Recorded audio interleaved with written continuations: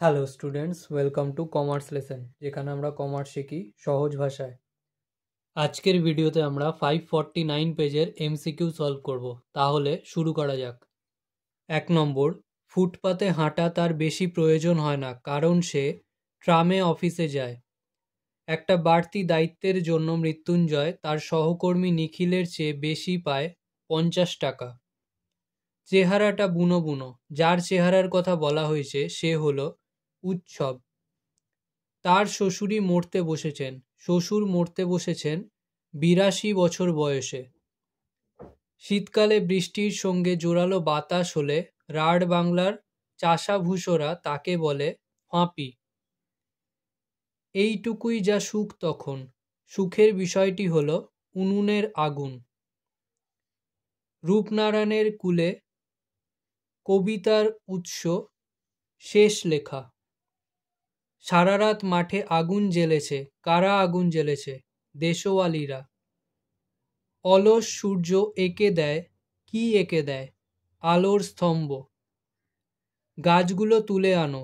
গাছগুলো তুলে এনে কবি বসাতে বলেছেন বাগানে। কবি মৃদুল দাশগুপ্তের একটি কাব্যগ্রন্থের নাম জলপাই কাঠের এসরাজ। The night is calling me সংলাপটি কার লেখা? বার্নার্ড শ। বহুরূপী তখন লাটে উঠবে। বহুরূপী একটি নাট্যগোষ্ঠী। অজিতেশ বন্দ্যোপাধ্যায় নিচের কোন নাট্যদলটির প্রতিষ্ঠাতা? নান্দিকার। কোনটি অজিতেশ বন্দ্যোপাধ্যায়ের লেখা নাটক? সওদাগরের নৌকা। আলেকজান্ডার জয় করেছিলেন ভারত। বলি কান্ধারী ছিলেন একজন দরবেশ। বলো বলো বলো সবে গানটি লিখেছেন অতুল প্রসাদ সেন। অভিধানে পট শব্দটির অর্থ চিত্র। মেঘে ঢাকা তারা ছায়াছবিটি তৈরি করেছেন ঋত্বিক ঘটক। উষ্ণ ধ্বনিটি হল স।